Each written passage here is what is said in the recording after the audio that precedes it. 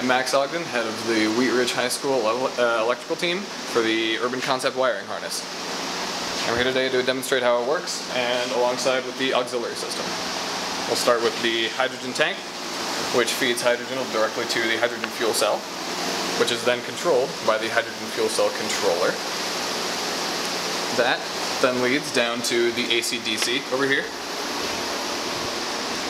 Following over there is our horn, which we can turn on and off with this button.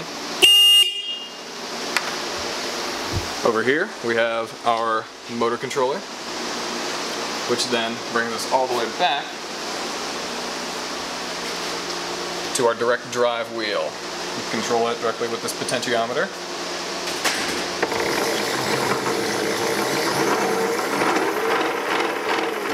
The Wheat Ridge High School auxiliary system for the Urban Concept vehicle. You can see here that we have all the various lights and blinkers. With this we can turn the blinkers on from left to right. Right over here we have our headlight system. We have the back headlights and the front headlights. Can be turned on with a switch. Currently we have headlights coming in on order. These are not the ones we will be using. We will be using these though. Finally we have our wiper, which turns on as so. Thank you so much. Thank you for your time. Hi, my name is Kevin McCoy. I am the lead here at Wheat Ridge High School for the Urban Concept vehicle for Shell Eco Marathon. So this is the tub for our Urban Concept vehicle. We are doing a monocoque design, so we are building a tub. Then we are going to manufacture a shell to put on the outside. We are doing this so that we can drop all of our pieces in and get all the manufacturing done quicker, so then we can be testing and getting the best fuel efficiency by the time the competition comes. So let me tell you a little bit about our tub. The tub is almost done. We tried to do simple designs so that we could quickly manufacture it while keeping it still light and rigid. The only thing that needs to happen for our tub now is we need to put carbon fiber over all of our seams. This will be done in the next 2 weeks. Once that is done, we can start manufacturing and putting all of our pieces that we already have into the vehicle. This includes all of our braking, all of our wheels going in, all of our steering components, our independent steering or independent suspension and steering, which I'll show you here in a couple minutes. All that stuff will be dropped in. All that will be done by the second week of January. So let me show you a little bit about our electrical. So as you saw in our electrical video, we do have a potentiometer. That potentiometer is only for testing. We do have a pedal box as it says in the rules. Also, we do have a 2000 watt fuel cell on its way.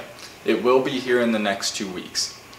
As you see in the bottom here, this is everything that we will be putting on the firewall. All of our electrical components, we will try to use all of our wall space to put them on so that we can put our direct drive, as you saw in the electrical video, on the floor here. We have the rest of our components that we will be putting in here quickly on the table here. So we'd like to first off say thank you for suggesting the Michelin tires. We do have 4 of them.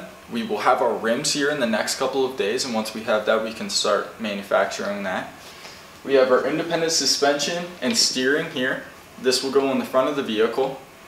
Once we have the rims and the independent suspension in, we can start manufacturing our brake mounts.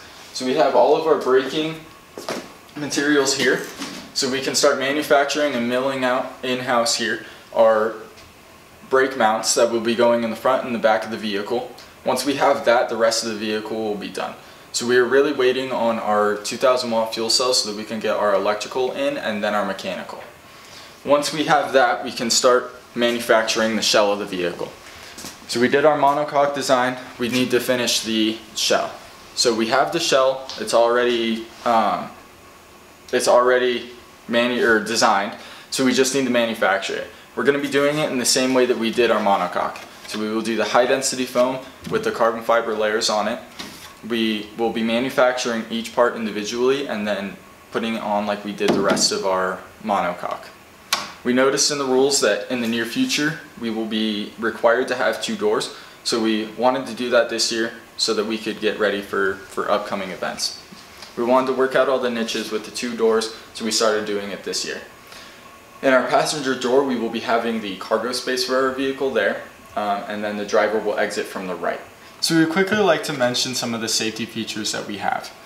We have our firewall, which is going to act as our roll cage. Once we have the firewall completely laid up, we do have a door frame and a windshield that will be mounted on with the carbon fiber that will act as a full functioning roll cage. So it'll have multiple points that we can put stress on to hold the weight of the vehicle in such a case that it would roll.